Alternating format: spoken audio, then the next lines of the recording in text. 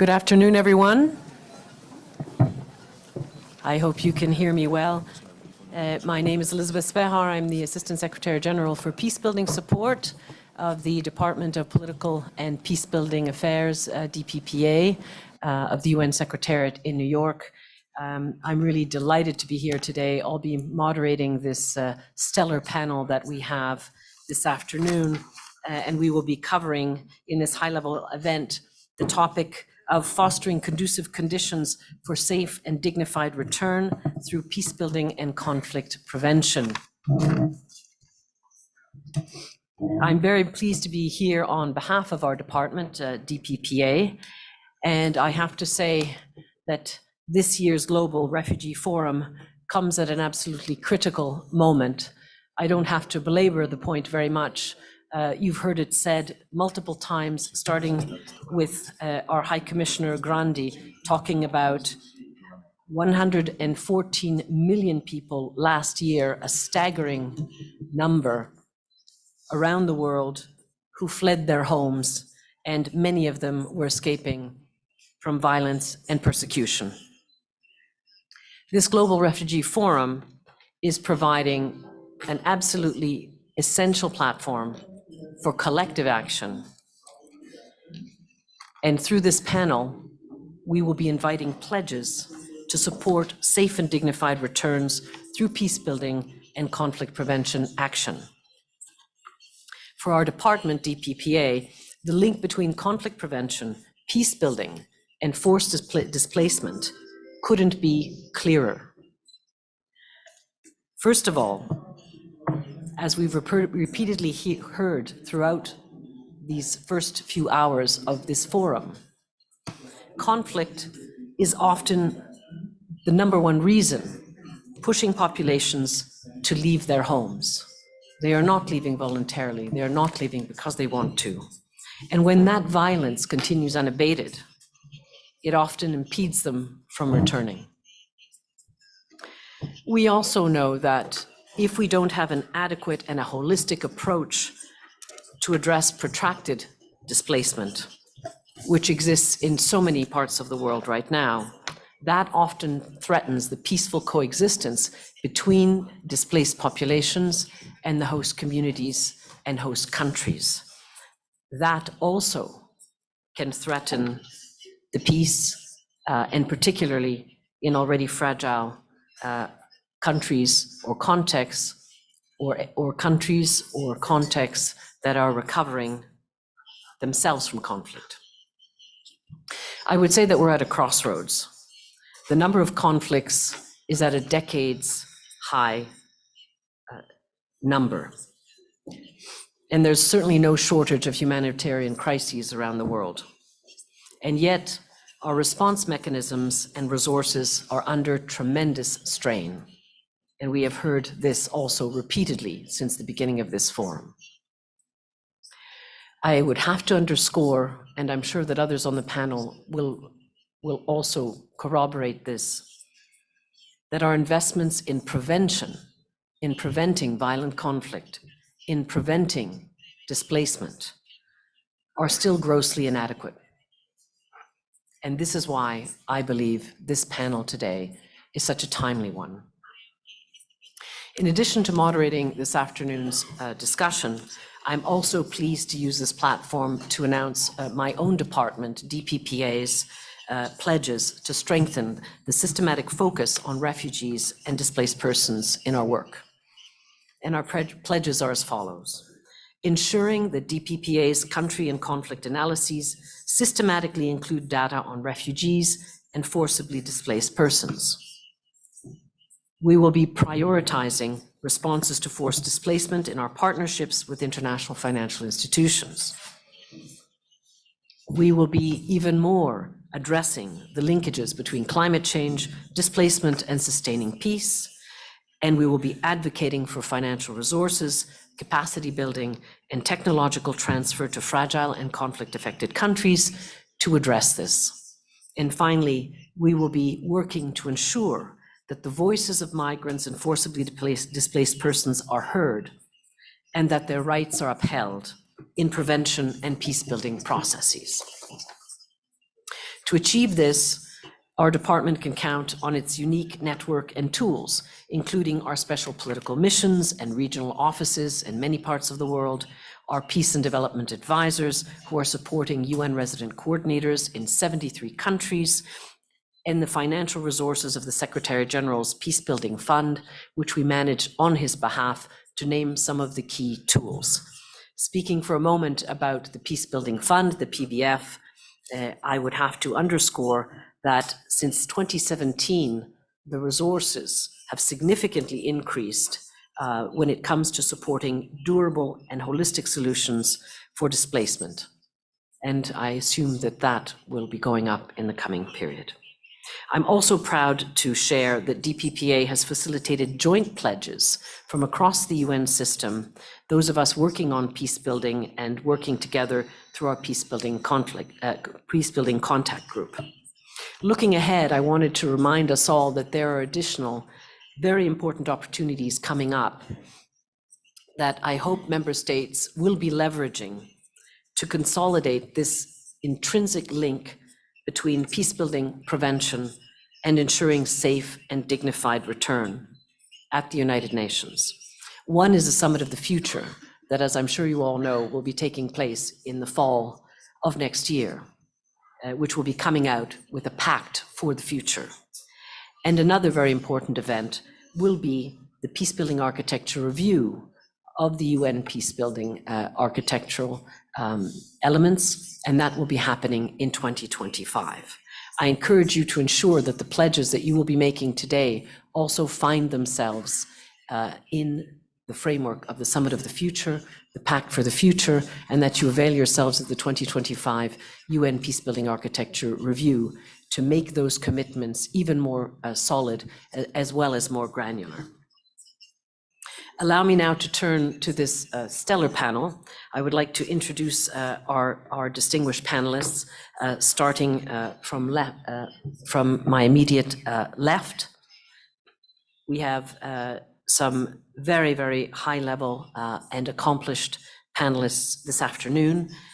First of all, to my immediate left, Her Excellency, Ms. Francia Marquez Mina, the Vice President of the Republic of Colombia. A trailblazer in human rights and environmental activism, Vice President Marquez has dedicated her life to advocating for justice and sustainability. Her tireless efforts have earned her international recognition, such as the National Human Rights Award and the Goldman Environmental Prize.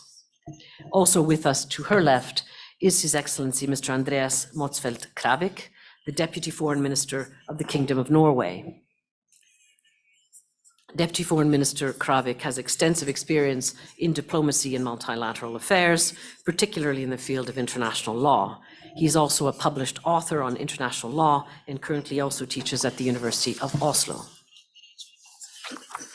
And to his left, we have another distinguished panelist, His Excellency Dr. Ahmed Ihab Gamaleldin, who is the permanent representative of the Arab Republic of Egypt in Geneva since 2021. The ambassador has a wealth of experience in diplomacy, including working on human rights, humanitarian and social affairs, as well as sustainable development.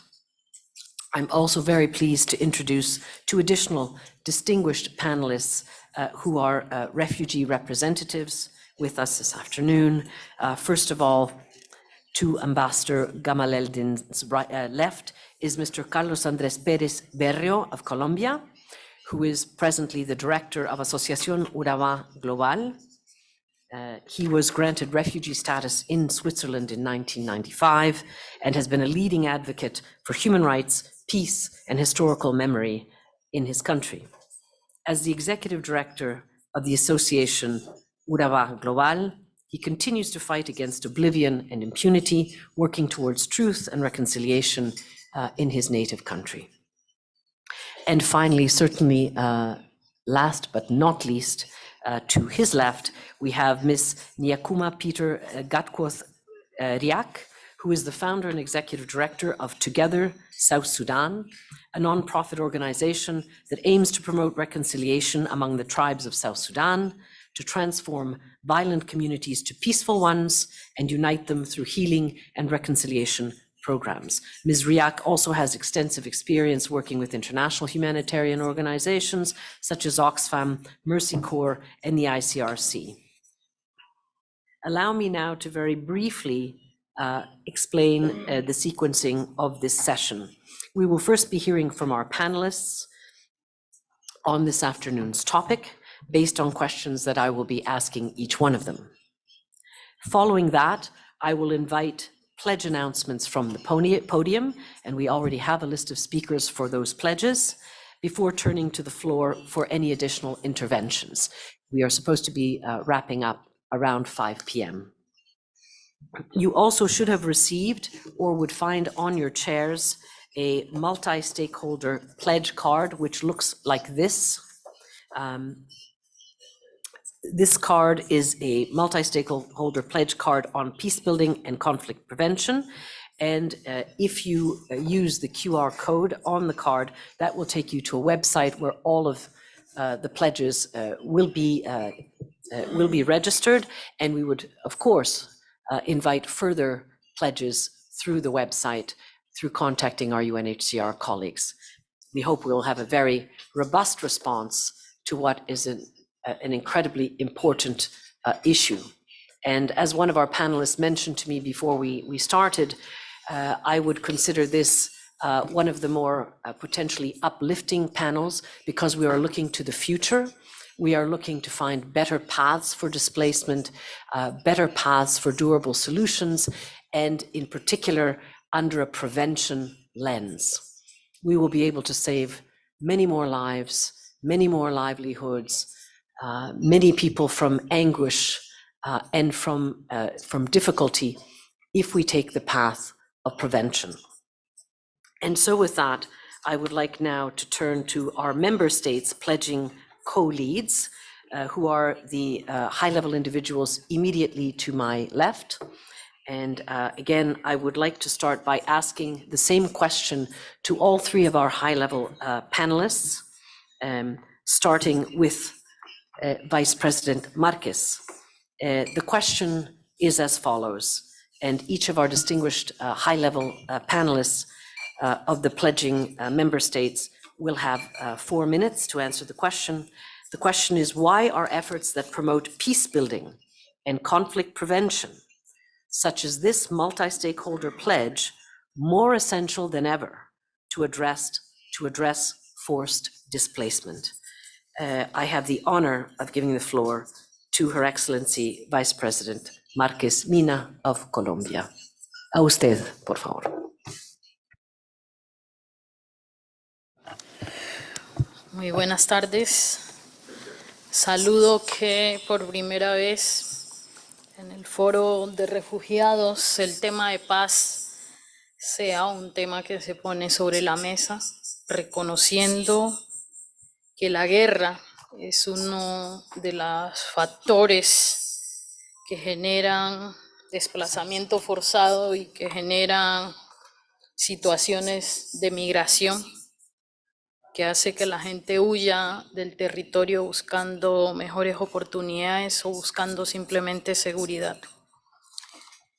En Colombia, el conflicto armado y la violencia no empezó ahora. Esto tiene sus raíces en el sistema colonial, que violentó a los pueblos indígenas y que esclavizó a los pueblos afrodescendientes. Desde ese momento, nuestro pueblo no ha dejado de parar la barbarie, de vivir la barbarie, no ha dejado de vivir el sufrimiento. Por supuesto, Colombia se creó con esa estructura colonial, con el racismo estructural, con la exclusión, que profundizó las desigualdades, y esas desigualdades invitaron a muchas personas de Colombia a alzarse en armas, creyendo que tomando las armas iban a encontrar condiciones de justicia social.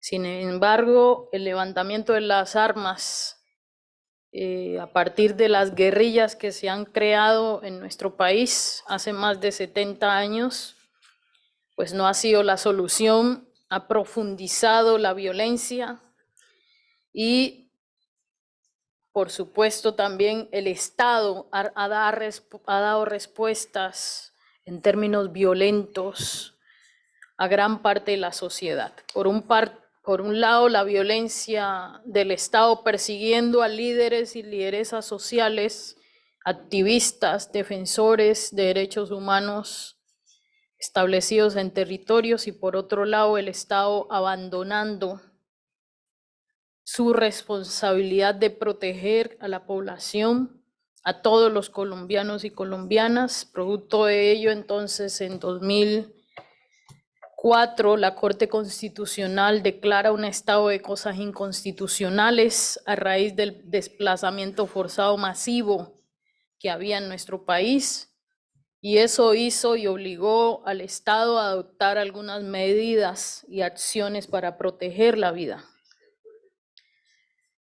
Sabemos que si no hay violencia, por supuesto, hay posibilidades de la paz. Y si hay paz, hay posibilidades de bienestar. Todos sabemos que también gran parte de la violencia tiene que ver con el modelo económico de desarrollo. Los modelos económicos de desarrollo que hemos implementado en muchos de nuestros países son un factor en gran medida de generación de violencias. En mi país, un modelo basado en el extractivismo, que ahora este gobierno plantea cambiar, de pasar de una economía extractivista hacia una economía sustentable, ha generado grandes desplazamientos en varios territorios. Yo soy víctima de esos procesos de desplazamiento forzado por el otorgamiento a empresas multinacionales, muchas europeas, muchas de distintas partes del mundo, que llegan y obtienen títulos de explotación minera, en algunos casos, que se dan en el marco del conflicto armado, despojando territorios y comunidades. Esa es la lucha que yo he venido haciendo desde hace más de 20 años. Esa es la lucha que han hecho la mayoría de los colombianos vulnerables que están en territorios. Esa es la lucha del pueblo campesino, del pueblo indígena, del pueblo afrodescendiente en Colombia. Hasta hoy llega un gobierno progresista que, por supuesto, sus líderes, el presidente Gustavo Petro y quien está hablando, pues vienen también del movimiento social, de la lucha de los pueblos por la reivindicación de sus derechos étnicos y territoriales. La paz significa garantías de derechos, significa cerrar las brechas de inequidad y desigualdad en la que vive la mayoría de la población. Una población con hambre hace lo que sea por tener un pan. Una población que no tiene garantía de derechos se va por las rutas de la muerte buscando oportunidades, como es la situación que ocurre ahora en el Darién, donde más de 500,000 personas están cruzando sin condiciones de seguridad, expuestos a las rutas de tráfico de drogas, a las rutas de tráfico de personas. Más de 70,000 niños han cruzado este año por esas rutas. Gente está desapareciendo en ese territorio y, por supuesto, es un tema que Colombia solo no lo puede asumir. Es un tema que requiere de la atención internacional, pero sobre todo la situación de conflicto armado profundiza esa situación humanitaria de la población desplazada o población en situación de refugio. En ese sentido, entonces, este gobierno le apuesta a la paz total. ¿Qué significa la paz total? Por un lado, el silenciamiento de los fusiles. Queremos que esos territorios, que es desproporcional han sufrido el conflicto armado se vuelvan espacios de vida, espacios de alegría, de buen vivir o del vivir sabroso, como decimos en Colombia. Y para eso silenciar los fusiles es importante. Colombia sigue requiriendo de la comunidad internacional para acompañar los procesos de diálogo para resolver los distintos conflictos que aún tenemos con el ELN, las disidencias y otros actores armados que siguen poniendo la vida en riesgo en nuestro país. Pero por otro lado, la inversión social es fundamental. Garantizar el acceso a la educación, el acceso a la salud, al agua potable, apostarle un modelo económico de desarrollo basado en la sostenibilidad ambiental es parte del desafío que ahora este gobierno está asumiendo y que requiere, por supuesto, de un gran apoyo y de un gran esfuerzo. Gracias. Muchas gracias, Su Excelencia, Vicepresidenta de Colombia. Thank you so much for talking about the very serious displacement challenges in Colombia linked to the internal conflict, but your very important point about needing to look at the root causes of conflict and addressing those root causes in order to resolve and even better prevent violent conflict. You mentioned the link between a lack of violence leading to peace and peace leading to well-being and possibilities for development. So the intimate link between peace and development, but also the importance and the impact of different types of development models. Muchísimas gracias. I now turn to our next distinguished speaker, His Excellency Deputy Foreign Minister Kravik. You have the floor, please. Thank you very much, and thank you for the opportunity. First, I think I'd like to align myself with what you said at the top in terms of being clear-eyed about the analysis. 2022 is the deadliest year on record since 1984. We have conflicts now in Ukraine. We have conflict ongoing in the Middle East, in Yemen, in Sudan. And this is something which is posing significant problems on the international community. We have a limited bandwidth in terms of addressing all these conflicts. And I think we have certain data points which I think are important to reference. One, the number of individuals needing humanitarian assistance now has doubled over the course of the last 5 years. I think the number of IDPs, internally displaced people, has doubled within the last 10 years.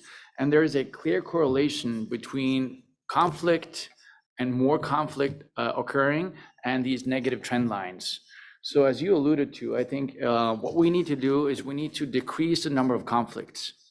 The world can just not cope with more conflict. And that's why we need to focus on prevention. We need to do what we can in order to mediate and ensure that the various parties engaging in warfare are able to find sustainable solutions towards a peaceful outcome. But we also need to do what we can in order to inhibit conflict from breaking out. And there, I think you made a really good point in terms of us not being sufficiently smart in allocating our funding. We tend to allocate funding towards humanitarian effort, in terms of addressing ongoing conflicts, and we are not sufficiently incentivized to provide funding for conflicts that are in the making. I think there's an experience right now in the Middle East. The world's eyes are trained at the Gaza Strip for good reasons, but we also need to be very mindful about the West Bank and what could happen in the West Bank, because so you have an ongoing conflict and you have a potential conflict, and we need to look at both issues and grapple with both issues. Let me just say a few words about how I think the international community should respond. One, I think we need to respond globally. I think that there's lots of progress has been achieved within the UN.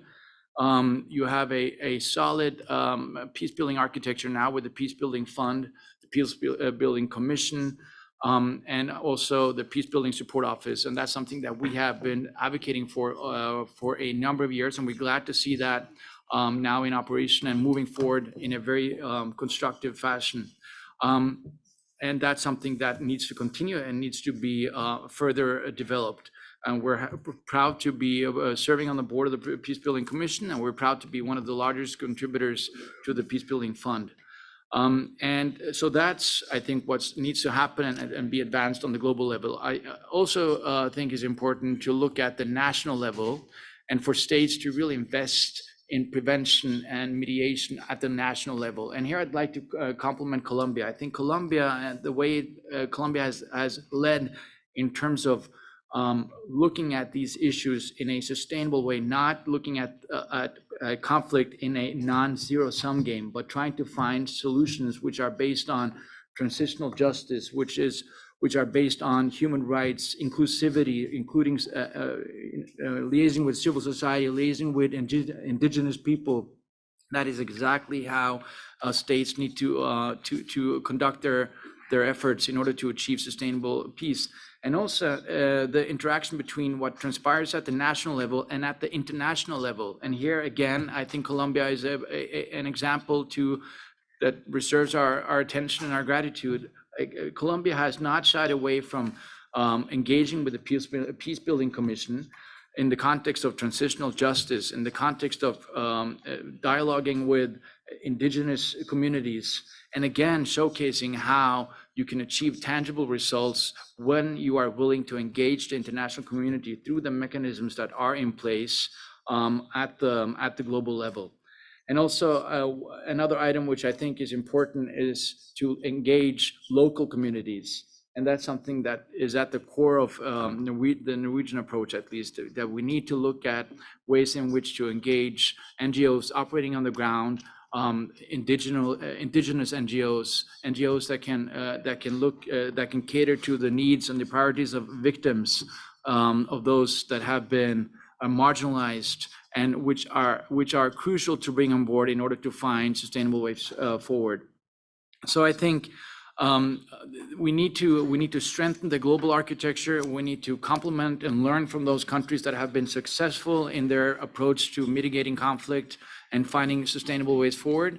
And I think we need to look at what we can do in terms of the incentive structure, because again, I think a fundamental problem is that states are incentivized to spend money on ongoing conflicts and not as incentivized for political reasons to spend money on preventing conflict. And that's something that I think is imperative for us to address and to discuss. And I think also the UN has some ideas in that regard and some new initiatives, and we can talk about that. Thank you very much.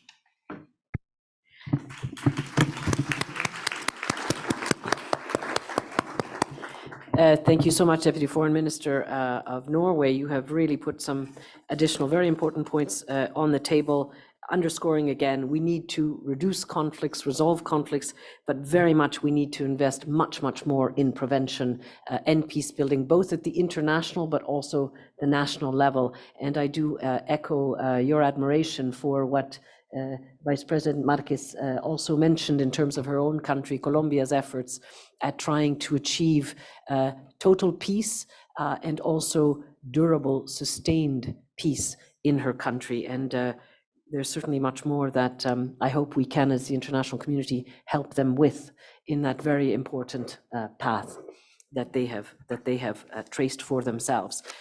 Also your points on the role of civil society, extremely important. So it is now my pleasure to give the floor to His Excellency Ambassador Dr. Gamaleddin of Egypt. Over to you, Ambassador. Thank you, Madam Assistant Secretary General. First of all, allow me to express my deep pleasure and honor to be among such a distinguished panel addressing an issue that is not only relevant to the Global Refugee Forum and our respective national pledges on peace, but also quite significant to the current regional and international dynamics that we are witnessing today. Allow me to convey the sincere regrets of His Excellency Minister Sameh Shoukry, the Egyptian Minister of Foreign Affairs, who unfortunately could not be with us today despite previous commitment due to the tragic events we are witnessing very close to home. Despite its significance, addressing the root causes of forced displacement has unfortunately been one of the areas that have received little attention among the objectives of the Global Compact on Refugees. The centrality of peace building and conflict prevention to any discussions pertaining to the mounting refugee crisis around the world emphasizes the need for a holistic approach that addresses the root causes of forced displacement in parallel with finding durable solutions to their plight. While a number of factors drive and exacerbate forced displacement, conflict remains the number one driver of forced displacement all over the world. Our response efforts to the difficult challenges we witness on the regional and international levels due to the increasing influxes of forced displacement will never be sustained nor sustainable without addressing the root causes of such humanitarian crises and finding long-term durable solutions for them. This underscores the need to highlight the importance of peace building and conflict prevention by member states and other stakeholders, not only to contribute to addressing the root causes of forced displacement, but also to facilitate the creation of attainable conditions for safe and voluntary return to the countries of origin. And as your excellencies know, the Global Refugee Forum is held this year in the midst of tragic events we are witnessing in our region. For more than 2 months now, we have been witnessing a humanitarian catastrophe unfolding, resulting in the forced displacement of more than 1.5 million Palestinians inside the Gaza Strip, which represent 80% of its inhabitants. We are also witnessing indiscriminate and disproportionate attacks against civilians and infrastructure in Gaza in a deliberate plan to render the entire territory uninhabitable and force massive displacement of its civilian population, whether inside or outside of Gaza, in clear violation of international law. Such a humanitarian catastrophe should be a reminder of peace to our multilateral endeavors, without which none of the laudable objectives we strive for in our joint efforts would be attained. It also acts as a stark warning against the disastrous consequences of seeking to manage crises or conflicts while failing to address their underlying causes. Let alone, as our dear colleague, the Vice Minister said, and the Vice President, to prevent the occurrence and to address the first signals that lead to that give a message that the crisis is about to happen. Peace building, conflict prevention, and post-conflict reconstruction and development have always been central elements in the Egyptian foreign policy, both at the regional and international levels. And out of our firm belief in the centrality of peace to our joint efforts, Egypt has embarked on this multi-stakeholder pledge on peace building and conflict prevention in co-leadership with Colombia, Norway, and the UN Department of Peace Building and Political Affairs, with the aim of highlighting the need to addressing the root causes of forced displacement and create the conducive conditions for safe and dignified returns to the countries of origin and lift the mounting burdens on the hosting countries such as Egypt. We, of course, would be very keen to follow the example that the distinguished Vice President has referred to about working for a total peace and durable peace wherever is possible. Let me now say that under the multi-stakeholder pledge, Egypt has launched 2 new pledges with a focus on capacity building, which I will address later in a more extensive manner. The first pledge, titled Addressing the Impact of Climate Change on Displacement, builds on the COP27 presidency flagship initiative, Climate Responses for Sustaining Peace, as the first of its kind launched by a COP presidency addressing the climate peace development nexus with a focus on the African continent. The second pledge is titled Forced Displacement, Peace Building, Post-Conflict Reconstruction and Development, and it is in line with the Egyptian vision on the importance of advancing peace building and reconstruction efforts and adopting a comprehensive approach to address the multiple root causes of forced displacement through the operationalization of the humanitarian development and peace nexus. We welcome the increased interest by member states and stakeholders in making specific policy, capacity building, and financial pledges under this multi-stakeholder pledge, and we hope to garner more commitment from countries of origin as well as from donor countries in support of this important global pledge. Thank you very much. Thank you very much indeed, Ambassador. Thank you for again reiterating the importance of addressing root causes of conflict and humanitarian crises. the importance of peace building and conflict prevention, and for Egypt's 2 new pledges at the nexus of conflict prevention, peace building, and safe and dignified returns. Now we are going over to I'm coming back to our 3 high-level pledging country representatives with 1 question each, which unfortunately I can only give 2 minutes each in terms of response to each of you, because we've gone a bit over time on the first section of the first moment of this panel. So with your indulgence, I would like to turn now once again with Her Excellency Vice President Marquez of Colombia for a quick, if she can, response to the question, what is Colombia's experience in achieving more consistent and meaningful representation and participation of refugees and other forcibly displaced persons in peace-building processes, including peace negotiations? So the issue of representation, meaningful representation and participation. Over to you, señora vicepresidenta. Bueno, Colombia tiene muchas experiencias de paz y diálogos de paz que ha hecho durante muchos momentos históricos, y ahora el proceso de paz que se hizo y que se firmó en 2016 entre las FARC y el Estado colombiano fue un proceso que permitió la participación de la sociedad civil en espacios de foros, de debates, pero también tuvo una delegación de 60 víctimas del conflicto armado que estuvieron en los diálogos en La Habana. El acuerdo de paz colocó el enfoque de género. Yo creo que es uno de los acuerdos de paz en el mundo que coloca la importancia de trabajar por los derechos de las mujeres que han vivido afectaciones en el marco del conflicto armado. Y asimismo colocó el enfoque étnico, donde se reconoce que de manera desproporcionada los pueblos indígenas y afrodescendientes han sido víctimas del conflicto armado y por tanto se tiene que adoptar medidas especiales.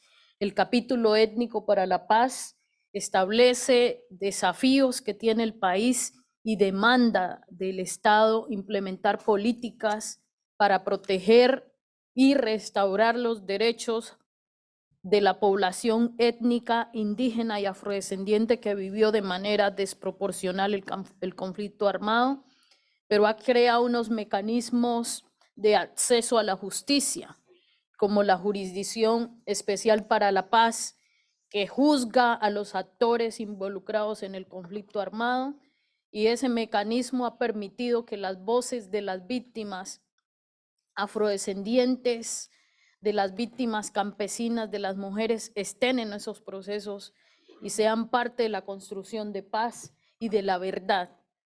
Por otro lado, ha permitido también que las mujeres que han sido víctimas de violencia sexual en el marco del conflicto armado puedan tener derecho a la verdad.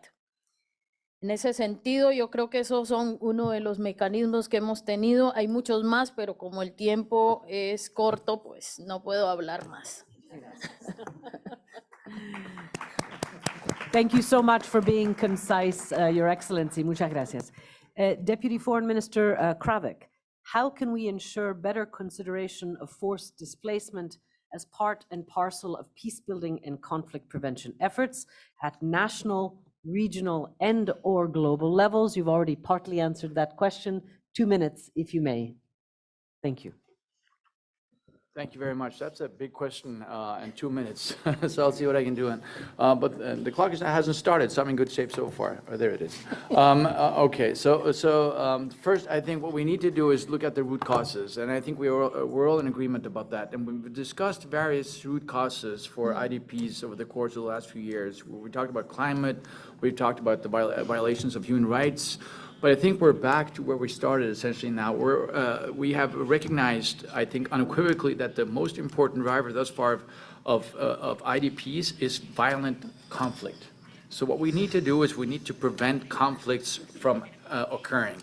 And the first and I think most important issue there is the incentive structure. Let's say you have two conflicts or two potential scenarios. You have one ongoing conflict, you have one potential conflict. All my incentives as a politician is to channel funding to the ongoing conflict. How do we get politicians, countries, non-state stakeholders to look at strategies and measures to inhibit conflicts from occurring? I think that's where we need more strategies. We need more creative thinking in terms of giving politicians and countries and non-state stakeholders an incentive to spend money on preventing conflict from occurring. So that's number one. Number two, I think we need to look at all the good work that has been conducted in the context of the peace-building architecture in the UN and try to incorporate that into the broader UN context and also have that channel into other organizations. And so we have best practices and we have to learn from those best practices. And I think the Summit of the Future is now an opportune moment where we will be establishing certain norms and a springboard for further action. And there, I think conflict prevention needs to be at the core. And finally, if I may, we need to look at countries that have been successful in terms of mitigating conflict, finding sustainable ways forward. And again, I'd like to refer back to Colombia because I think what they've done in terms of finding a viable, sustainable way forward, liaising with vulnerable communities, indigenous populations, transitional justice, and respect for human rights, and doing that internationally is a wonderful example and can showcase to the international community that there are other avenues that can be taken in contrast to just armed conflict and winning on the battlefield. So I think that's really important and something that we should look to. Thank you. Thank you so much. And now a big question for His Excellency Ambassador Gamal El-Din, but still only 2 minutes with my apologies. What is Egypt's role in building the capacity of countries of origin in identifying and implementing peace-building priorities that can best contribute to lasting solutions to displacement through return in safety and dignity? Perhaps you can give us a few examples, Ambassador. Thank you. Thank you very much. I'll try to be brief. Of course, we value very much the great importance of capacity building. We are hosting in Egypt the African Union Center for Post-Conflict Reconstruction and Development, and we host the annual Aswan Forum for Sustainable Peace and Development with the Cairo International Center for Conflict Resolution, Peacekeeping and Peacebuilding as its secretariat. We launched the Aswan Forum for Sustainable Development 2019 during our chairmanship of the African Union.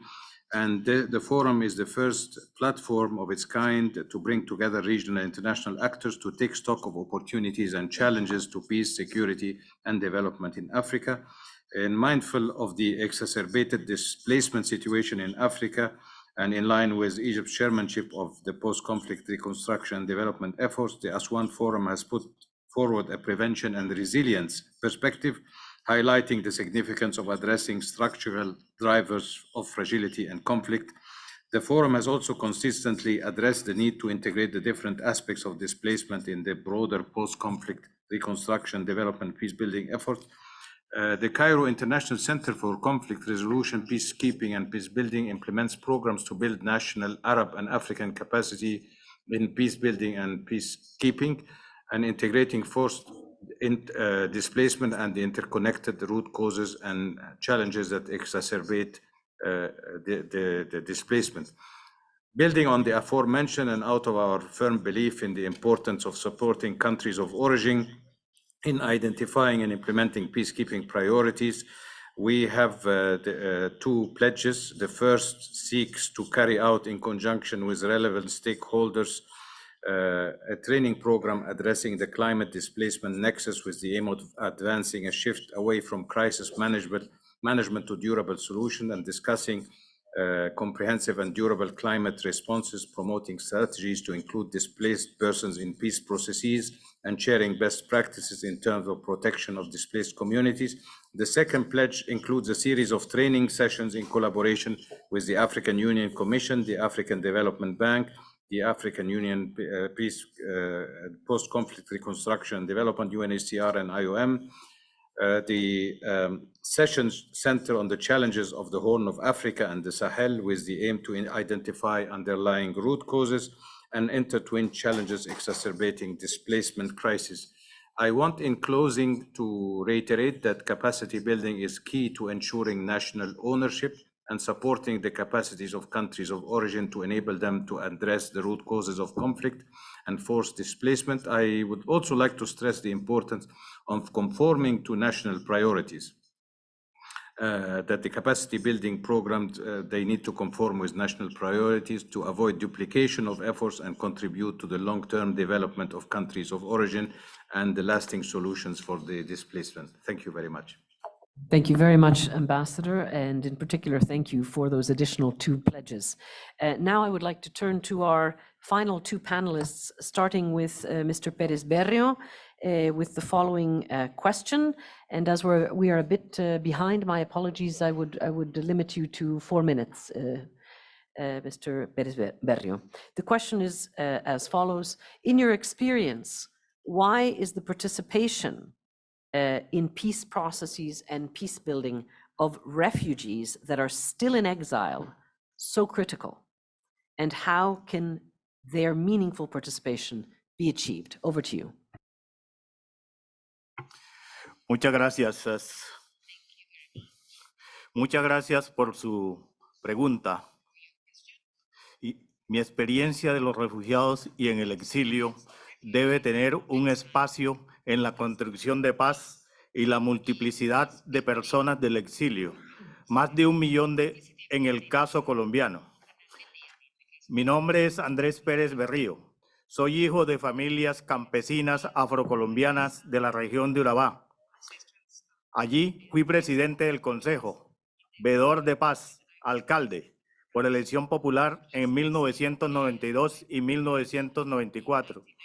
Fui expulsado de Colombia por causas de la violencia política y pensar diferente, por ser de la Unión Patriótica. De tránsito por Quito, Ecuador, allí reconocido como refugiado por el ACNUR, llegando a Suiza el 7 de noviembre de 1995. En muchos casos, la verdad de lo sucedido en Colombia está en el exilio, como en el caso del genocidio de la Unión Patriótica. Sin esa verdad no puede darse una justicia transicional como parte de un proceso de construcción de paz. El exilio es una violación de los derechos humanos que no es reconocida en el país, siendo la segunda forma de victimización después del desplazamiento forzado. Conlleva un enorme sufrimiento, pérdida de la patria, la ciudadanía, nuevas formas de exclusión social y secuelas a largo plazo de cientos de miles de familias, así como violaciones de sus derechos, entre ellos el derecho a un retorno digno con garantías. Existe una Colombia fuera de Colombia que necesita ser escuchada, tenida en cuenta, porque tiene muchas ideas para aportarle a la paz. Son personas que han resistido el despojo por la vida y las graves violaciones de los derechos humanos, rehaciéndose de nuevo con muchas lecciones aprendidas en la construcción de paz. El exilio es invisible, no solo por su alto subregistro, sino también por motivos estructurales, como el no reconocimiento de estos derechos victimizantes como una violación de los derechos humanos. La participación del exilio en el proceso de paz se hizo visible a través de las recomendaciones del informe de la Comisión de la Verdad de la Colombia fuera de Colombia. Estas recomendaciones abrieron espacios de escucha y trabajo con la población refugiada que generan confianza, respeto por sus experiencias y una escucha amplia de los diferentes sectores afectados, espacios de veeduría internacional e interlocución. En el exilio nos hemos organizado como sociedad civil para la acogida y defensa de los derechos humanos y preservación de los archivos de la memoria histórica. La Comisión de la Verdad funcionó en 24 países. Nos permitió organizarnos como exiliados y diáspora a través de la red de nodos de organizaciones locales y exiliados y exiliadas, más de 150 en Europa y las Américas. Lo que ubica a Colombia, a mi país, como un gran ejemplo de reconocimiento del exilio, la migración en el mundo, en el cumplimiento de las recomendaciones del informe final de la Comisión de la Verdad de la Colombia fuera de Colombia. Quiero hacer un reconocimiento a todas las organizaciones exiliadas e instituciones locales por su apoyo que hicieron posible la elaboración del informe final de la Comisión de la Verdad de la Colombia fuera de Colombia. Especialmente quiero hacerle un reconocimiento al grupo de búsqueda de personas dadas por desaparecidas, a la organización Recipat de comunidades étnicas y también a la organización del Grupo Ateneo que impulsa un diplomado para emprender las informaciones de la Comisión de la Verdad. Y para terminar, quiero hacer un firme llamado conjuntamente con la vicepresidenta de Colombia sobre el drama humanitario de urgencia que atraviesa el Darién, mi región. Es mi región de Urabá, por donde pasan cientos de miles de refugiados padeciendo el dolor y el gran sufrimiento. Muchas gracias a todas y a todos.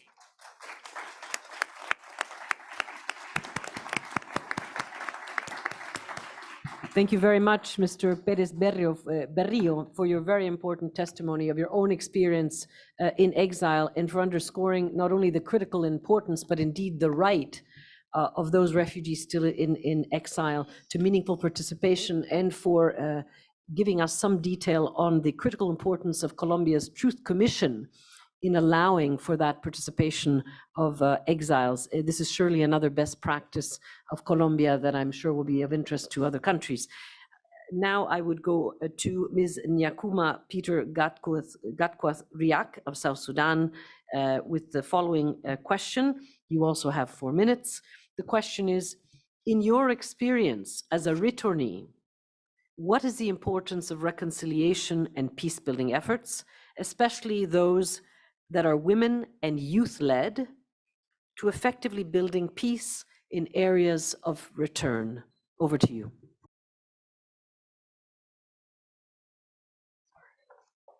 Thank you very much. Excellencies, Head of State and Government, representative and head of UN and international organizations, distinguished guests, ladies and gentlemen. As you have heard, my name is Nyakuma Peter. I represent South Sudan as a refugee, not fully a refugee yet. I mean, not fully a returnee yet, because my country's security is not guaranteed. I'm sorry to say that. I'm thrilled to represent my country, South Sudan, and to speak for refugees and returnees and internally displaced people at this second GRF event. Being an IDP or refugee is never a choice. Rather, it is a result of leaders using violence to forcefully solve their own issues rather than finding a peaceful solution that would not result in the displacement of citizens. In 2013, while fleeing my home town, Lair County, devastated by horrible human rights violations for IDPs and refugees camps in Uganda, I lived in a serious trauma where I could not even imagine speaking in front of you today with the things that I have seen, even other people as well. Ever since, my passion has been bringing my divided communities together. I have been providing voluntary trauma healing and reconciliation in various places in South Sudan and internationally. Healing and reconciliation are necessary, and I have personally witnessed the need for people and individuals in different states. In such a situation, engaging and promoting peace and reconciliation between different individuals is essential. Importantly, security is high priority to be granted by the governments to allow a dignified return of the refugees in different countries. With government responsibilities, peace, truth, and reconciliation is necessary to reconcile the perpetrators and the victims. It's necessary in the divided population whose social fabric had been torn either by individual or personal interests. I'm grateful to South Sudan warring parties for signing the revitalized peace agreement, where we watch action to be made. I strongly encourage the South Sudanese government and the world to expedite the implementation and resource mobilization, particularly with regards to promoting and creating employment opportunities and supporting returning citizens to their countries. I am also calling on international community, government and donors to provide materials and financial support to the people of South Sudan, as well as to the refugees, internally displaced people, and stateless people who face numerous different and difficult situations. And also improve access to social services nets, financial services, agricultural spaces, and civil documentations for refugees. In addition to humanitarian action, I strongly link between peace and development must be established in order to save lives. Youth are often idle and used by the conflicted party to further their own agenda, which will lead to insecurity and escalate the conflict. However, if peace engagement prioritizes development, youth involvement, and special support to women to make their voices heard in the peace process. Therefore, representation is essential to ensure lasting peace and help vulnerable communities rebuild their lives. The desired peace will be greatly realized because everyone will be occupied with supporting their families and loved ones. Finally, my message to the worldwide leaders: why would you subject your people to misery and suffering? Is it possible to mitigate the conflict for power, geopolitical, and self-interest in order to create a secure and a peaceful world without displacement and refugee? Recognize that while you may not be the one to sit in the shade where you plant the tree, your citizen will undoubtedly appreciate the shade it provides. Show us the love, we will run to your embrace, and together we'll make this world a better place together. Thank you so much.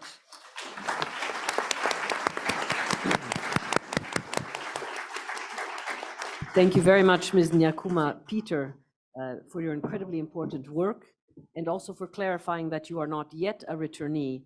I'm sure I can speak for all of us in saying that we hope that this can soon happen in safe and dignified conditions, and we take very careful note of your calls in this respect. So without further ado, I would like us now to, after having thanked once more our incredible panelists, I would like us now to turn to the floor and to the pledge announcements. So I would invite those who have put themselves on the list for pledge announcements to come to the podium in the following order. 3 minutes only per statement, please. We will be starting with His Excellency Mr. Stephen Parkour, Minister of Peacebuilding of the Republic of South Sudan. There he is, my good friend with whom I've met many times. Minister, the floor is yours. Thank you very much, Elizabeth, Your Excellencies, the panelists, honorable participants. With the rest of the protocol observed, let me rush directly to the pledges we have made as Republic of South Sudan. The topic under discussion is very close to my heart as a former refugee myself. And those who have been refugees like me know that refugees live in limbo. In a limbo without solutions that come from them. The solutions to refuge are two: permanent return, voluntary return to the country of origin, or resettlement in the second countries. I personally went through all of those, and I know how painful it is. I come from a country that is also emerging out of war, and we are now implementing peace agreement. I have worked with Elizabeth in New York and the Peacebuilding Commission to ensure that South Sudan is enrolled in the Peacebuilding Commission and the Peacebuilding Fund. We pledge implementation of our ARCIS. We pledge restoration of peace and stability in our country. We promise to work with the international community, with the UN, with Peacebuilding Commission in particular, to ensure that stability come back to South Sudan. We also feel for our neighboring people of the Sudan and the Palestinian in Gaza, and our fellowship also with the Ukrainians. We know what it is to be politically displaced, and the permanent solution always comes from the power centers of the world. Unfortunately, the trend now is that new wars are emerging, and the countries that were stable are now producing new refugees. We pledge to work with you, and we also call upon the regions and the international community to come to the support of the government of South Sudan and the parties in that government to implement the RRQs in letter and spirit. Thank you. Thank you so much, and right on time. It's now my pleasure to direct to the podium Mr. Akihiko Tanaka, President of the Japan International Cooperation Agency, JICA. Well, thank you very much. Ladies and gentlemen, thank you very much for giving me the opportunity to speak at this important event. In the time of compound crisis and protracted forced displacements, peacebuilding and conflict preventions are essential to promoting the safe and dignified return of refugees and preventing new waves of forcibly displaced people.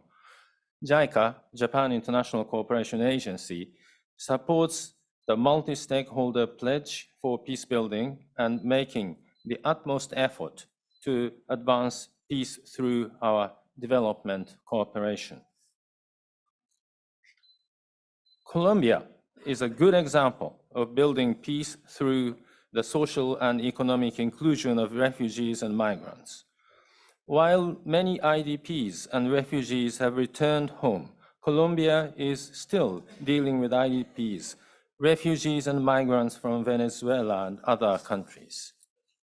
JICA has worked to enhance resilience and livelihood opportunities in conflict-affected communities in Colombia. Encouraging this kind of inclusive development involves a combination of cooperation measures that target different sectors like demining, rural development, the empowerment of persons with disabilities, and peace education. Importantly, the participation of various community members in these activities produces stronger social cohesion. Based on this progress, JICA intends to continue supporting the Colombian people's path to sustainable peace through inclusive development. South Sudan is another country where JICA extends development cooperation for peace-building purposes. While we support South Sudanese refugees in Uganda, JICA tries to build sustainable peace within South Sudan by supporting both infrastructure and human resources development. For example, the Freedom Bridge over the Nile River, which was financed by JICA, is now facilitating South Sudan's economic recovery through greater connectivity. Its completion last year, I believe, represented a symbolic achievement for peace.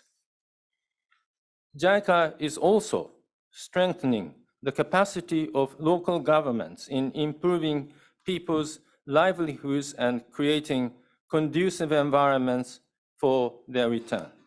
By building resilience and trust among governments and communities, we hope to expand the potential for South Sudanese refugees and IDPs to return home.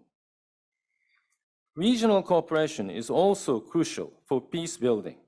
For this reason, JICA has been keen on assisting regional initiatives for peace building and conflict prevention to further enable the return of refugees. In concluding, I would like to remind everyone of the importance of what we call the humanitarian development peace nexus, HDP nexus, to resolving situations of prolonged displacement.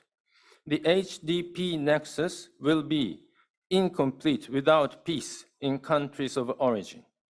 JICA is committed to providing development cooperation that lays the groundwork for sustainable peace.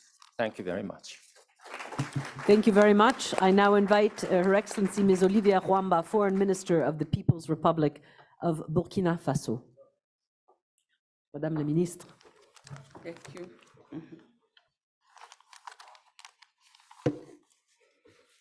Merci bien, Madame Elisabeth, et bonjour, chers panélistes, chère audience. Et je voudrais tout d'abord saluer cette initiative, justement de ce panel sur une thématique qui intéresse particulièrement les pays en proie à des crises juxtaposées comme le Burkina Faso. Parce que comme vous le savez si bien, depuis 2015, le Burkina Faso fait face à une crise multidimensionnelle due au phénomène de terrorisme que nous nous attelons justement à éradiquer. Et les conséquences de cette lutte contre le terrorisme, justement, c'est les personnes déplacées internes, dont le nombre avoisine plus de 2 millions. Et en même temps que nous faisons face à cette crise, nous recevons aussi des réfugiés venant d'autres pays, surtout des pays voisins et même au-delà. Et en même temps aussi, le Burkina Faso a des réfugiés dans les pays voisins. Et il faut relever que la crise dans le Sahel central et l'augmentation conséquente du nombre de personnes déplacées de force constituent des préoccupations majeures qui épuisent déjà justement les ressources déjà limitées des pays de l'Alliance des États du Sahel qui ont mutualisé leurs efforts sur le triptyque, comme il venait de le mentionner, humanitaire, développement et paix. Et je voudrais aussi profiter de cette belle tribune pour lancer une invitation à une coalition pour résorber la crise complexe et complexifiée au Sahel. Et c'est dans ce sens que le Burkina Faso se joint à l'engagement multilatéral visant à construire la paix, permettre un retour dans la sécurité et la dignité et réduire le fardeau qui pèse sur les pays hôtes dans un esprit de solidarité. Et après l'expérience des interventions tout azimut, sans véritable coordination qui ont montré leurs limites, il est clair aujourd'hui aux yeux de tous que le développement durable et les solutions pérennes aux déplacements forcés ne sont possibles sans la paix. Et le fait de répondre aux besoins immédiats tout en veillant à des investissements à plus long terme pour s'attaquer aux causes systémiques des conflits et de la vulnérabilité est plus susceptible de mitiger les cycles de crise et de soutenir la paix indispensable pour promouvoir un développement durable. Et il est désormais important de mieux regrouper les acteurs humanitaires du développement, de la paix, y compris les réfugiés, derrière des objectifs communs et de renforcer les capacités des pays en crise pour un relèvement durable. Et évidemment, les pays concernés doivent demeurer au premier plan pour apporter les réponses appropriées à travers la définition de politiques publiques adaptées au contexte et nous nous évertuons au Burkina Faso à cela au quotidien. Et c'est justement dans ce sens que s'inscrivent le programme d'urgence de la transition, le plan d'action pour la stabilisation et le développement et le plan de réponse humanitaire et la stratégie nationale de relèvement des personnes déplacées internes et des communautés d'accueil. Et également, je voudrais relever que dans ces efforts pour la préservation de la paix et de la cohésion sociale, le Burkina Faso a mis en place l'Observatoire national de prévention et de gestion des conflits communautaires avec des démembrements qui exercent jusqu'au niveau local représenté par les villages. Et enfin, il me plaît d'évoquer le plan d'action intérimaire des Nations Unies pour le développement durable, UNIDAP, et pour la période 2023-2025, et qui, en faisant du nexus humanitaire développement-paix son principal pilier, se veut un changement de paradigme vers une approche intégrée, une approche globale, une approche durable de la gestion des crises. Et tous ces programmes n'auront de succès sans la solidarité de tous les partenaires.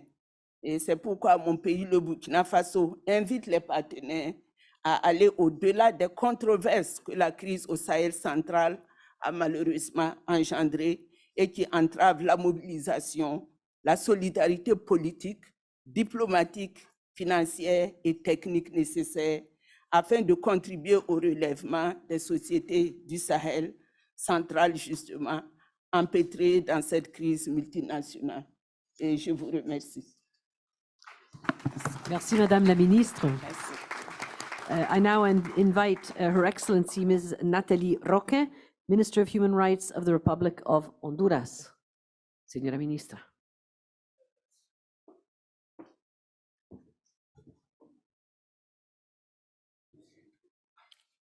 Distinguidos, distinguidas delegados, participantes.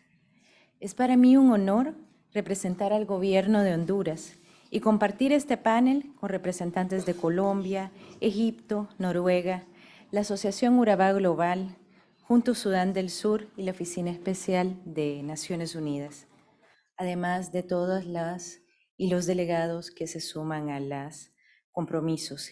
Quisiera iniciar reafirmando nuestro compromiso con la protección e inclusión de las personas que se han visto forzadas a abandonar sus hogares. Reconocemos la importancia de este debate y el intercambio de experiencias para consolidar la paz, así también para encontrar soluciones duraderas a los conflictos y demás causas estructurales que dan origen a las crisis humanitarias y de derechos humanos. El desplazamiento conlleva la pérdida de identidad, lazos comunitarios y redes de apoyo. Cada cifra de desplazamiento esconde una historia personal de dolor y desarraigo. Históricamente, Honduras se ha enfrentado a estructuras de crimen organizado y violencia generalizada que tienen como consecuencia el control territorial de las comunidades, extorsión, reclutamiento forzado de menores, despojo de viviendas y violencia de género contra mujeres y niñas, así como personas de la comunidad de la diversidad, las cuales tienen una correlación directa con la cuestión del despojo de tierras, forzando a miles de personas a huir dentro y fuera de nuestro país. Es crucial abordar las causas estructurales que limitan el derecho a una vida digna.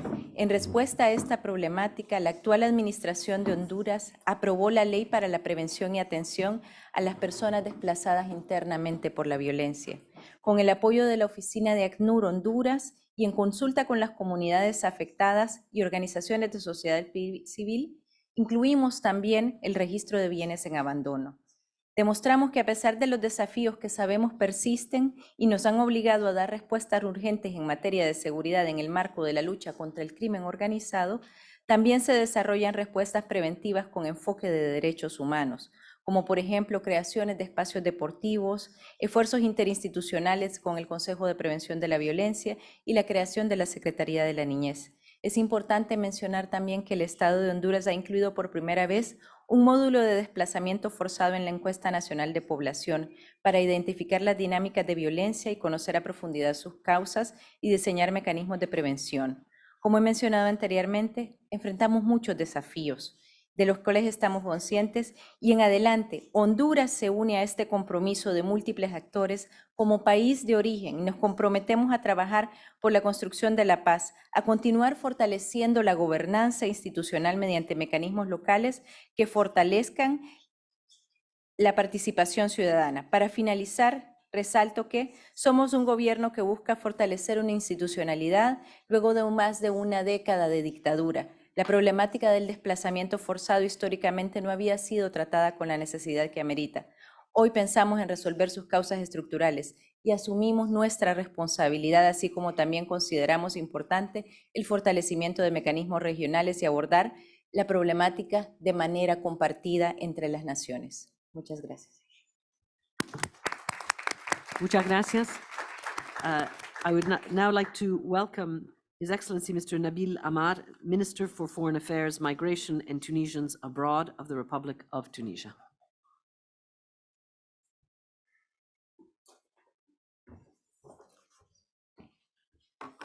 Merci Madame la modératrice.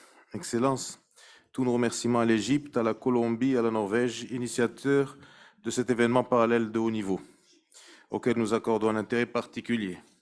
La Tunisie a annoncé à l'occasion du premier forum son engagement pour contribuer à renforcer la paix et la sécurité dans le monde durant son mandat en tant que membre du Conseil de sécurité de l'ONU pour la période 2020-2021.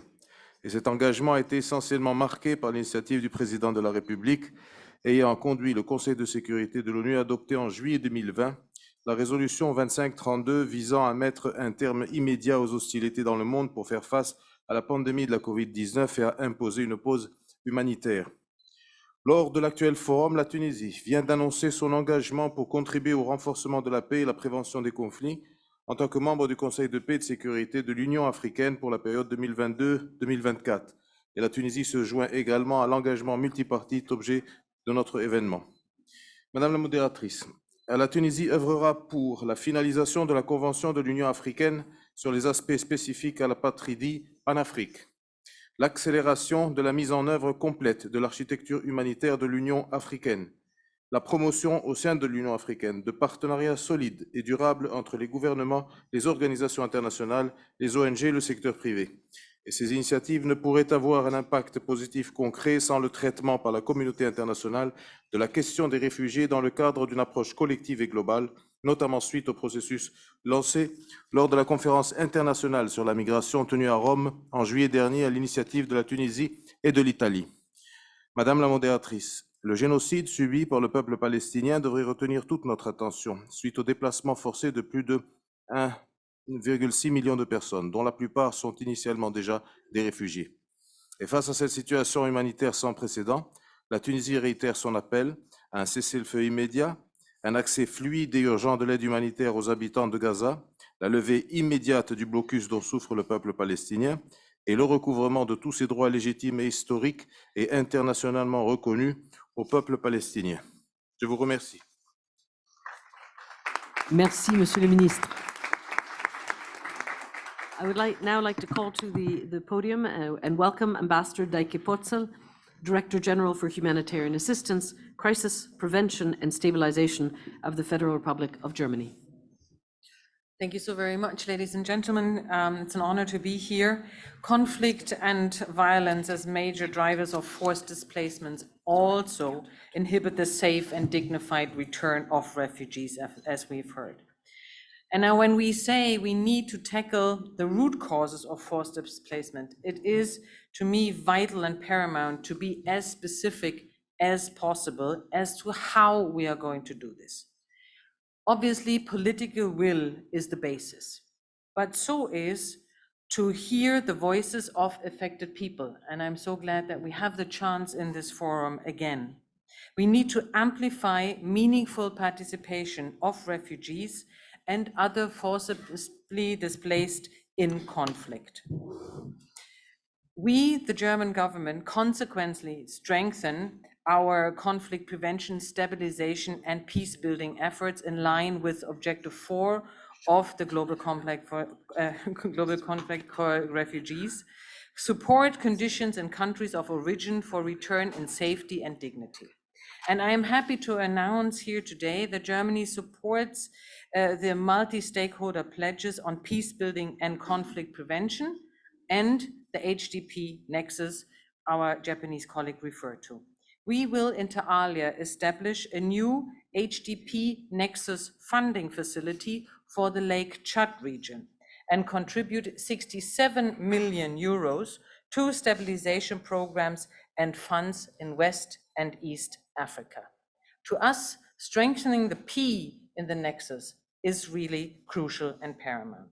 So, ladies and gentlemen, Germany will remain a steadfast partner for host countries and countries of origin to achieve peace and stability. Thank you. Thank you very much.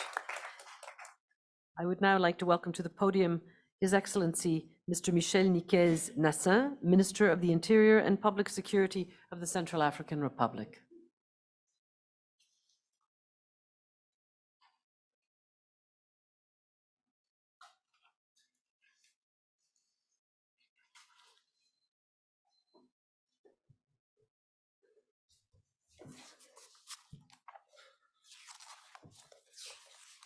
Bonsoir à tous.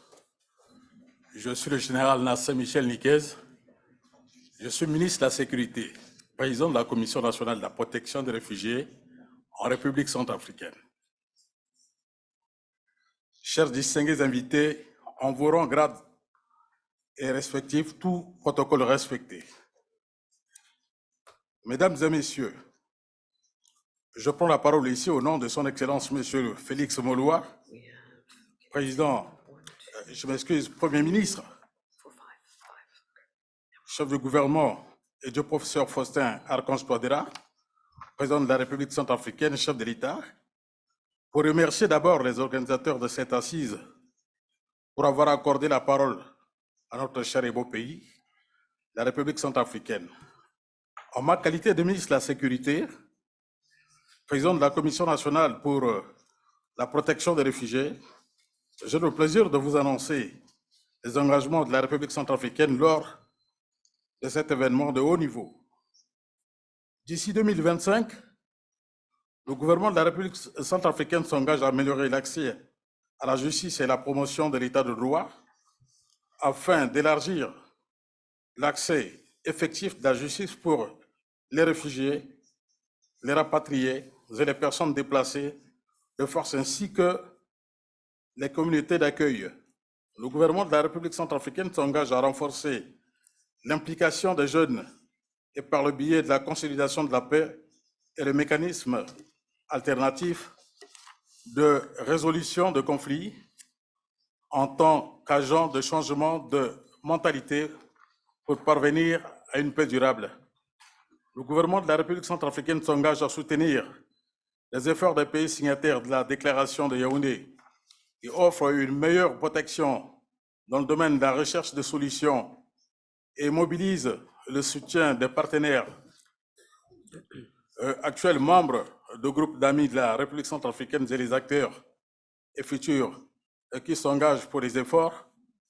D'ici 2027, le gouvernement de la République centrafricaine s'engage à promouvoir davantage la coexistence pacifique et améliorer l'accès au programme de résilience, et le gouvernement de la RCA s'engage à améliorer la réconciliation et la consolidation de la paix. Il s'agit notamment des mesures spécifiques visant à garantir l'inclusion des victimes et les déplacés forcés, y compris également les réfugiés et les personnes rapatriées. La République centrafricaine se joint à cet engagement mutuel visant à construire la paix durable, et cela permettra un retour dans la sécurité et la dignité et de réduire le fardeau qui pèse sur le pays hôte dans un esprit de solidarité. Les réfugiés et autres personnes déplacées doivent contribuer aux efforts de la paix et la réconciliation dans leur pays. Et il me soit enfin permis de présenter mes sincères remerciements du gouvernement de la République centrafricaine au HCR pour l'attention soutenue pour mon pays ainsi que tous les bailleurs et les pays frères et amis qui ne cessent de soutenir la cause de la RCA. Sur ce, je vous remercie. Merci, Monsieur le Ministre. I would now like to welcome Ms. Flaviana Charles, Director of the Gender, Women and Children Program at the International Conference of the Great Lakes Region, to the podium. Your Excellencies, distinguished participants, all protocols observed. On behalf of the Secretariat of the International Conference for the Great Lakes Region, headquartered in Bujumbura, Burundi, it is my great pleasure to address the high-level event on the peace building and conflict prevention at the Global Refugee Forum in Geneva. I also bring you greetings from His Excellency Ambassador Samuel Joao Paulo, the Executive Secretary of the ACGRA, who could not avail himself for the GRF due to pressing matters in the region. From the outset, let me state that the GRF Peace Building and Solution Pledge being presented to you today was reached through an inclusive regional stakeholders engagement process. I wish to commend the UNHCR and the Office of UN Special Envoy for the Great Lakes, the Regional Durable Solution Secretariat rates and unwavering support of the European Union, which made this joint statement possible. My organization comprises of 12 member states of the Great Lakes region of Africa. It is fully dedicated to advancing regional peace building for close to 86 million people of the sub-region, many of whom continue to witness multiple displacement due to conflict and persecution exacerbated by mistrust and competition over the natural resources. The 2006 Pact on Security, Stability, and Development for the Great Lakes region, which sets out a CGRA mandate, pursuant to its Article 20, recognized the objective of promoting policies aimed at disaster prevention, protection, assistance, and search for durable solutions for refugees and internally displaced persons as well as their environment.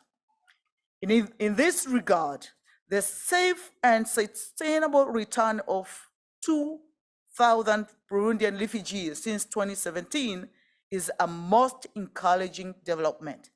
In line with the 2019 March Munyonyo outcome document of the SCGRA ministers in charge of refugees, lately reaffirmed by the 2023 Munyonyo Declaration on Durable Solution for Refugees in the East and Horn of Africa, we reiterate our pledge made at Global Refugee Forum in December 2019 to develop a comprehensive strategy for durable solution for displaced persons in the Great Lakes region and an action plan to implement the said strategy. This strategy will comprise of all three durable solutions: voluntary return, local integration in the host country, as well as resettlement and complementary pathways, and roots itself in advancing inclusive peace building and conflict prevention actions. This smart stakeholders pledge at its core seeks to empower refugees, returnees, and persons at risk of stateless of the Great Lakes region, not just as survivors of violence and marginalization, but as active agents of peace and development. In concluding, allow me to recognize our co-opted ICGRA member state, including Egypt, here in present attending this event, and whose support to conflict prevention capacity building is key. I also wish to acknowledge the group of friends of ACGRA and all the UN partners that we have been working together. Thank you so much. Shukran. Merci beaucoup. Muito obrigado. Thank you very much. I would like to welcome now His Excellency Mr. Lauri Tierala, State Secretary, Ministry of Foreign Affairs of the Republic of Finland. Thank you, Excellencies, ladies and gentlemen. On behalf of Finland, I will briefly address the role of youth. Globally, today there are 1 billion people aged under 30, obviously more than ever before. At the same time, every fourth young person is affected by armed conflict or organized violence. Young people are, in practice, often excluded from official decision-making and peace processes. Too often, they are seen as victims, objects, instead of resource subjects. It is obviously important to ensure young people's own agency, as called upon in the UN Security Council Resolution 2250 on youth, peace and security. This YPS agenda must be mainstreamed into structures of international organizations to drive a transformative change. Finland hosted in 2019 the first ever international symposium on youth participation in peace processes. In 2021, we were the first country to publish a national action plan for the implementation of the before-mentioned resolution. Today, we are honored to announce our pledge to support Somalia in promoting meaningful participation of youth in local peace processes. Excellencies, the internal security of Somalia obviously depends on combating the terrorist threat of Al-Shabaab. However, in the long run, security in Somalia, like in all countries, will be only maintained through political, society-wide efforts that address conflict drivers, create reconciliation, and build resilience. Therefore, Finland is committed to assisting Somalia in these processes, both in long-term development cooperation, as well as in concrete, locally owned conflict resolution efforts, where spaces for youth involvement can be recognized and discussed. As in Somalia's own national pledges, we too look at the nexus between return, reintegration, and peace building, and support establishment of inclusive dialogue based on Somalia's own societal structures. Actions supported through our matching pledge will be implemented with international partners. For successful and durable integration, as has been mentioned several times already, tackling root causes through reconciliation on community level is vital, especially among the youth. Also, Finland is committed to involving the Somali diaspora, quite numerous in Finland, to support the involvement of youth in local peace processes. Excellencies, peace and security not only minimizes displacement and irregular migration, but also enables migration that is more regular, safe, and predictable. Thank you. Thank you very much. I would like to now welcome Ms. Charlotte Slinte, Secretary General of the Danish Refugee Council.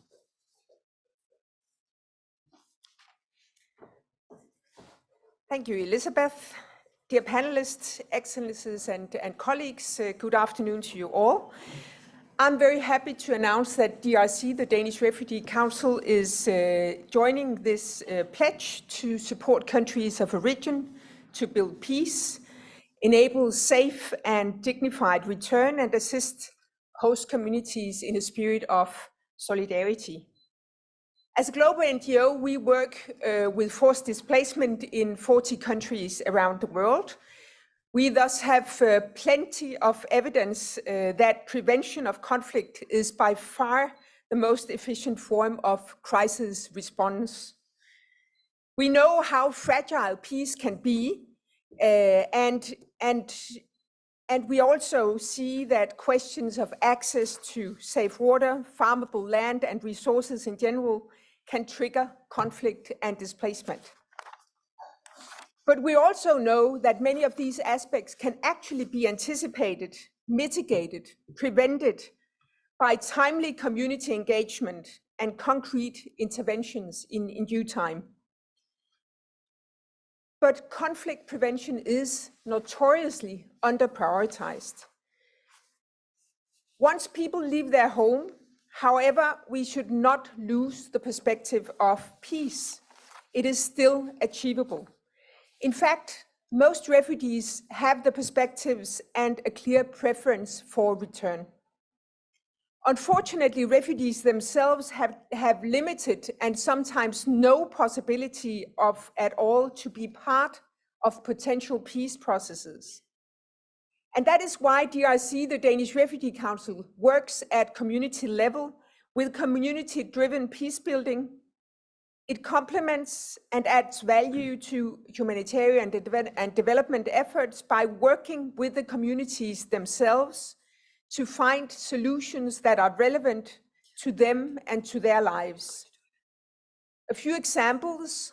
In South Sudan, we have supported youth refugees who are exposed to high risks, including risk of recruitment to armed groups. We did that through intergenerational dialogue and income generation activities. In Sahel, Nigeria, and Somalia, we facilitated dialogue between residents of local communities and security actors. To learn more about youth's involvement in peace processes, DRC and UNHCR have implemented the Aspire project. The Aspire project is actually a research project that studies how young people in multiple countries, but displaced by the same armed conflict, engage in peace building and with humanitarian actors. We look very much forward to the findings and to sharing them with you, because as I mentioned in the beginning of my statement, peace building is essential in emergencies, but also in addressing youth root causes and finding durable solutions. Thank you very much. Thank you. I would now like to invite our final speaker, my colleague, Mr. Haoliang Xu, Undersecretary General and Associate Administrator of the United Nations Development Programme. Thank you very much. In the interest of time, I will post my already very short statement on our website. Here, I just want to mention 3 points. First, efforts to promote peace building and conflict prevention is more important than ever to address forced displacement and consequences of conflict, violence, and impact of climate change.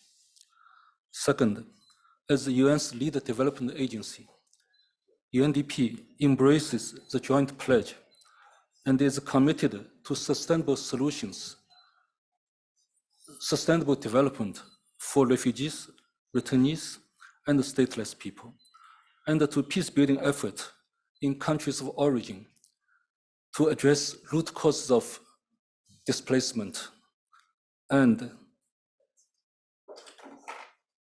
to create conditions for return. Third, UNDP is also committed to its own institutional pledge to mobilize additional funding to support, by 2027, more than 30 countries impacted by forced displacement. Thank you very much. Thank you very much, Haoliang.